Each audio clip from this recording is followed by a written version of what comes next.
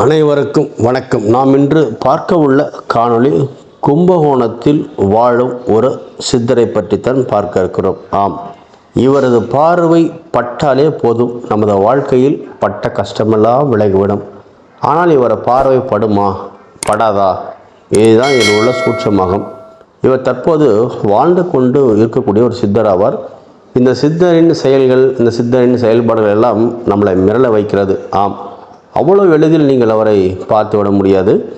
அவரை பார்க்க வேண்டும் என்றாலே முதலில் மனதில் பக்தி இருக்க வேண்டும். வீட்டில் நீங்கள் சுத்தபத்தமாக இருக்க வேண்டும். சித்தரை பார்க்க வேண்டும் என்று முடிவெடுத்து விட்டாலே அவரது ஞான திருஷ்டியில் உங்களை அறிந்து கொள்வார் என்று பல சூட்சமங்கள், பல தகவல்கள் அங்கு உலா வருகிறது. எனவே இவர் பொறுத்தவரை மிகவும் மௌனமாக இருப்பார். இவர் யாரிடமும் பேசியது இல்லையாம், இதற்காகவும் பேசுவது இல்லையாம். ஏதாவது ஒரு நேரத்தில் தனக்கு ஏதாவது ஒரு விஷயத்தை பேசுவார், அவ்வளோதான். பொதுவாக இவர் மௌனம் தான் இருப்பாராம்.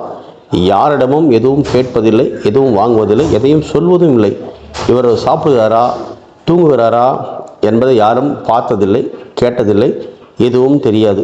ஆனால் அவர் அப்படித்தான் இருப்பார். அவர் குளிப்பதை கூட யாரும் பார்த்ததில்லை. ஆம், அவ்வளவு ரகசியமாகத்தான் சித்தர் நடவடிக்கை இருக்கிறது.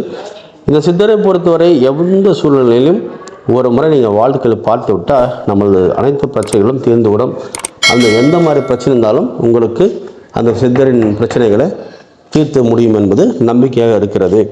வாழ்க்கையில் எவ்வளோதான் வேதனை, எவ்வளோதான் கஷ்டம், எவ்வளோதான் கடன், எவ்வளோதான் நோய் எதுவாக இருந்தாலும் கூட இவரை ஒரு முறை பார்த்துட்டால் நம்ம வாழ்க்கை சரியாக போகும் என்கிறது அங்கே உள்ள பக்தர் நம்பிக்கையாக இருக்கிறது. சரி, சித்தர் எங்கே இருக்கிறார் முதல்ல அதை பார்த்துவிடும். கும்பகோணம் சுவாமிமலை அடிவாரத்தில் சிவபிரகாசம் சித்தராவார்.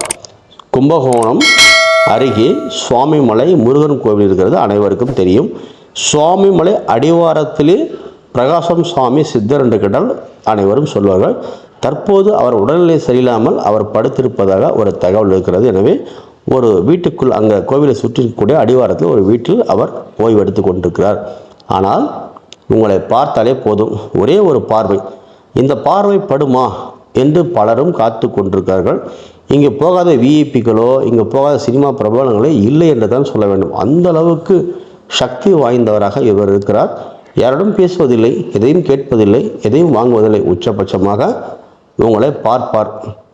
உங்கள் கண்களை பார்த்தால் அதற்கு ஒரு அர்த்தம் உண்டாம், உங்கள் முகத்தை பார்த்தால் அதற்கு ஒரு அர்த்தம் உண்டாம், உங்கள் நெற்றியை மட்டும் பார்த்தால் ஒரு அர்த்தம் உண்டாம், உங்கள் கால்களை பார்த்தால் ஒரு அர்த்தம் உண்டாம். இவர் பார்வைகளே ஒரு பிரச்சனைகளுக்கு ஏற்றபடி தீர்வு சொல்லுமாம். அவ்வளோ சக்தி படைத்த இந்த சிவபிரகாசம் சாமியை நீங்கள் பார்ப்பது அவ்வளோ எளிதில்லை. என்றால் மனதில் பக்தி இருக்க வேண்டும், உங்கள் பிரச்சனை தீர்வதாக இருக்க வேண்டும்.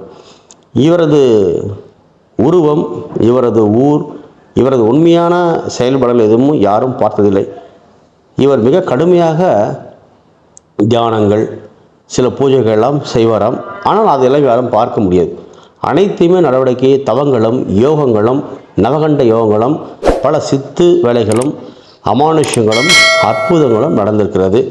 வாழ்க்கையில் இவரை தேடி ஒருவர் சென்றிருக்கார். அவர் கடுமையான கடன் பிரச்சனையில் இருந்திருக்கார். அவர் பெங்களூர் மாவட்டத்தை சேர்ந்தவர், மாநிலத்தை சேர்ந்தவர். அவர் கடுமையான ஒரு கடன் பிரச்சனையாக சென்றிருக்கார். அங்கே அவரை சென்று பார்க்கும்போது கிட்டத்தட்ட பல கோடி ரூபாய் நஷ்டமடைந்து இறந்து விடும் தருவாயில் தான் சென்றிருக்கார். அவர் சித்தரின் ஆசீர்வாதம் கிடைக்கும் என்று போயிருக்கார். சித்தரின் ஆசீர்வாதம் அவருக்கு கிடைக்கவில்லை. மனம் வந்து போன அவர் தொடர்ந்து அங்கேயே ஒரு வாரம் சித்தரின் கண் பார்வையிலே படுமாறு இருந்திருக்கார்.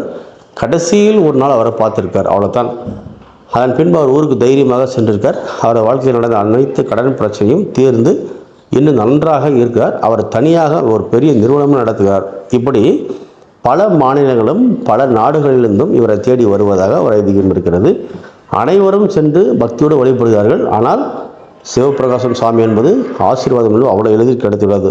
நீங்கள் மற்ற சித்தர்களெல்லாம் பேசுவார்கள், ஏதாவது ஒரு பரிபாஷைகள் பேச புரிந்து கொள்ளலாம்.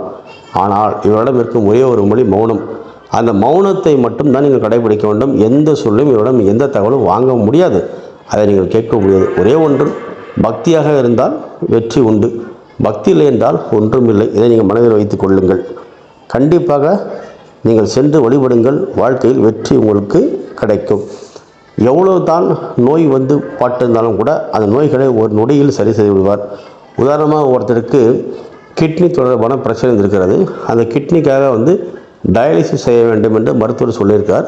சிவபிரகாச சுவாமியை நம்பி ஒருவர் சென்றிருக்கார். அங்கேயே அமர்ந்து அவரிடம் கண்ணீர் மழக வேண்டியிருக்கார்கள். அப்புறம் சிவபிரகாச சுவாமி அவர்கள் கண்களால் அவர்களை ஆசீர்வாதம் செய்திருக்கார். அதன் பின்பு அந்த ஆசீர்வாதம் பெற்ற அவர்கள் சிறிது காலத்தில் மருத்துவரை போய் சென்று அணுகி பார்க்கும்போது அந்த மருத்துவத்தில் உள்ள பிரச்சனைகள்லாம் சரி செய்து அவர்கள் டயாலிசிஸ் தேவையில்லை என்று சொல்லியிருக்கார்கள். இது மிகப்பெரிய அமானுஷம், அதே சமயத்தில் பெரிய அதிசயம். இது ஒரு மிராக்கல் என்று சொல்லலாம். இப்படி மருத்துவ ரீதியாக இருந்தாலும் சரி, நோய் பிரச்சனை இருந்தாலும் சரி, நம்ம வாழ்க்கை என்ன பிரச்சனை இருந்தாலும் சரி, அதை சரி செய்யும் சக்தி சிவபிரகாச சாமி கொண்டு. சென்று வழிபடுங்கள். நிச்சயமாக வளமோடு வாழ்க்கையில் வாழுங்கள். நன்றி.